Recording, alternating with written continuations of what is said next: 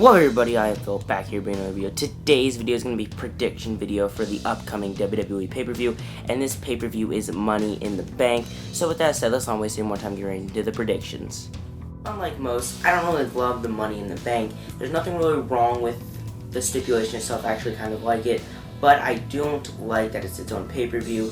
I don't think there's enough there for it to be its own pay-per-view, and they should just have it at SummerSlam or something like that. But since I'm not booking the show, I'm just going to go along with it, and today I'm going to be breaking down and predicting each match. Now, with that said, this is the first Money in the Bank since WWE decided to go back to co-branding pay-per-views, and last year, Money in the Bank was a SmackDown pay-per-view, which means maybe Raw should win, but let's get right into it. The first match is on the pre-show, and it is the Bludgeon Brothers, the SmackDown Live Tag Team Champions, versus Carl Anderson and Luke Gallows. Honestly, I love Carl Anderson and Luke Gallows, and I want them to win, but I'm going to predict that the Bludgeon Brothers are going to win because they just had such a great run. They've both improved so much, and I don't see anyone topping them anytime soon. But if they are ever topped, I do hope it is the Good Brothers. But you know what? I hope after the Bludgeon Brothers win, Sandy comes out and attacks, well, pretty much whoever wins, or anyone. They just show up, because Sanity versus the Bludgeon Brothers, that would be great. Absolutely excited for that. But also, you could have Eric Young versus Carl Anderson, and you could have Killian Dane or Alexander Wolf versus Luke Gallows. Now, that is just all so great, and come on, SmackDown, make that happen. The next match is for the SmackDown Live Women's Championship, Carmella versus Asuka. I'm personally getting tired of the whiny, bratty, I don't even know what else to call her, Carmella. But after Asuka beats her, I'm sure Carmella will go back to being a jobber. Next up is Bobby Lashley versus Sami Zayn. This whole feud is so drawn out, so tiring, and it better end here. And you know what, if it doesn't, I'm so disappointed. Sami Zayn is being so misused. He's like basically a main event jobber, which sucks. But the real question is, after Bobby Lashley wins, what's next for both men? The next match is not confirmed, but I'm pretty sure it's going to happen. For the Raw Tag Team Champions, the Leaders of the World, Matt Hardy and Bray Wyatt, versus the B-Team, Curtis Axel and Bo Dallas. Now, obviously, I have no idea what Raw is doing with their tag division. It's all so stale. They just build one team up before a pay-per-view, they go to the pay-per-view and lose. So, I mean, unless there's some type of big upset coming out of this, which I could see because I don't see a lot of title changes happening on this night. So maybe there is going to be this surprise of the new tag team champions. But I only have one question. Where are the authors of Pain? Where are they? Because besides them, they're like the only team that looks like a legitimate team on Raw. Other than that, I predict that the Leaders of the World will retain their titles.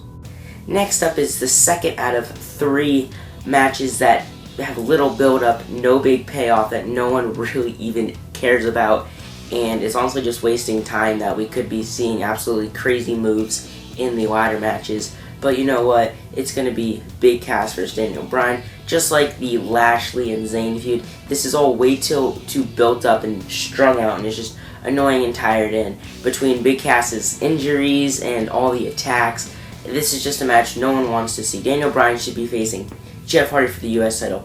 He should be facing The Miz, but you know what? The Miz is off on a mini 3-on-1 feud with the New Day, which is completely weird. But you know what? I guess Daniel Bryan's just going to make Big Cass tap out again, then Big Cass is just going to attack him from behind. Elias versus Seth Rollins for the Intercontinental Championship. Now, I hate to see Elias coming out here and jobbing to Seth Rollins because he keeps getting all these big pushes, and then boom, he just falls off and loses in the main event. He should just keep beating jobbers like Apollo. He should not, I don't know, this is just not how they should be pushing him. But Seth Rollins is like the superstar of 2018. He's one of the only champions that's actually defending in matches and having matches with his title and being involved instead of just having promos and appearances like the rest of the champions in WWE right now. But with that said, I know Seth Rollins is going to retain the Intercontinental Championship. The Raw Women's Championship is on the line when Nia Jax faces Ronda Rousey. Nia Jax's constant heel and face turns have just gotten so annoying. Ronda Rousey is there's way too much invested in Ronda for her to lose. Now, WWE really backed themselves into a corner here because I think they're realizing Nia is not what they thought she was, and Ronda Rousey can't go for more than 5 minutes. So I think that Ronda Rousey will win the title, and she won't have very many matches with it, and she'll kind of like use her MMA ninja skills to fend off whoever is trying to cash in the Money in the Bank on her. Another match with a little build-up and no real big payoff is Jinder Mahal versus Roman Reigns. Now, personally, like, I don't know. I don't have an issue with the Jinder Mahal push, but if you guys are going to push him, actually push him. Don't just push him, then have him lose in the big pay-per-view to a bigger name. And this is just a way for them to get Roman on the card and give Roman a win. So Roman Reigns is going to beat Jinder Mahal. The next match is for the WWE title, AJ Styles versus Shinsuke Nakamura for like the 30th time now. Personally, none of these matches have lived up to the expectations that I have for them. And I feel like these guys put on a better match. This can be a last man standing. Shinsuke pretty much has to win because he's lost almost all of them so far. And it's like not fair for him. Because like if he loses this one, then he'll just look like a loser, and he'll probably go back to being some like barely on the show, lower than a mid-carder.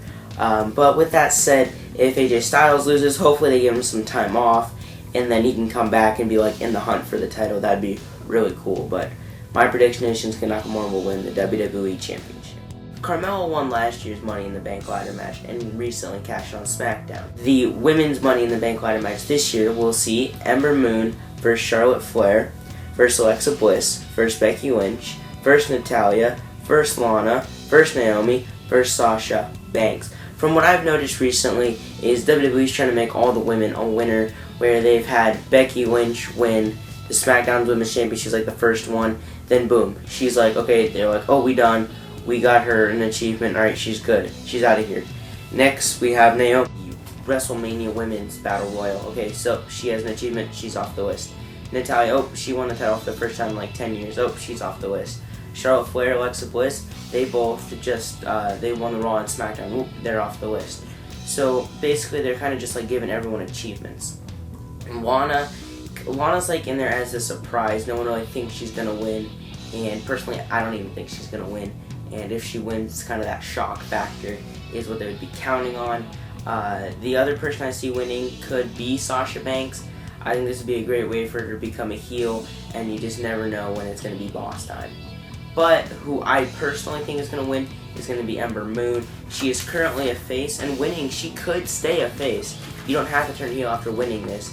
But I feel like if she does win, she's going to be, she's like going to do the John Cena thing where she tells the champion, hey, meet me on this night at this place, and I'll cash in then, and then we can have a good match for the title. But I'm just hoping that she'll end up winning it. But if not, that's just an achievement they just gave her.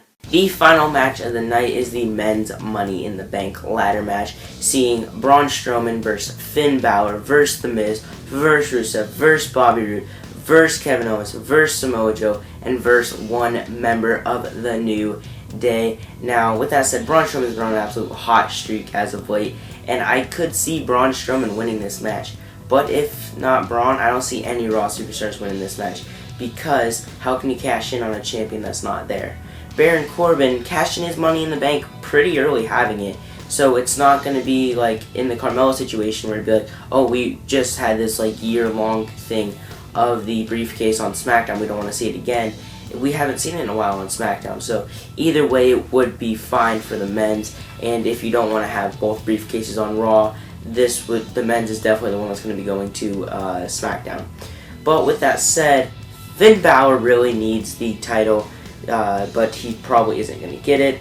Miz is probably the favorite, but I don't see him winning, especially because like this whole helpless act he has going on where it's like, oh, he needs the Bar's help with the New Day, and oh, he just can't defend for himself, things like that. He needs to just have this Bryan feud, hopefully win that feud, but you know what, if he doesn't, it is what it is. WWE is only pushing Rusev to make us, the fans, happy, so we could beg for him to get pushed, and they're not pushing him enough to like really invest in him at all. Bobby Roode is the only Raw superstar I could see logically winning this, because I just feel like this would be a great way for him just like Sasha Banks, just turn heel, and he's like, oh, glorious briefcase, and just cashing it all the time. Kevin Owens, he needs this win. This is what could push him back up into the top. But I don't see Kevin Owens getting it. There's no way. That's what everyone thinks. Everyone's like, oh yeah, Kevin Owens, he's the best. He's gonna get it. I don't see that happening. But other than that, I love Samoa Joe, and Samoa Joe needs to win because he's so intimidating, he's so scary, and you know what, he can just show up anywhere, choke anyone out, and that's just how it goes, and that's what you have to deal with. But you know what? Boom, briefcase. Now he can do it for the title whenever he feels like it. That's just so crazy to me. And now the New Day member, I don't care which New Day member it is. Either way, New Day's not winning it. And I hope that this is going to be the implosion of the New Day. They each get all selfish and egotistical and end up costing each other the match. And you know what? Hopefully this is New Day going into a New Day versus New Day versus New Day feud. Overall, I think this is going to be a very sucky show. I have low expectations. So hopefully with that, WWE will be able to blow me out of the water. But other than like maybe the ladder match with a pull and all the stops, I don't see anything good coming from this show. Predicted and done, guys. There was the Money in the Bank predictions. Hopefully you all did enjoy it. I do thank you all so very much for watching, and I'll see you next time.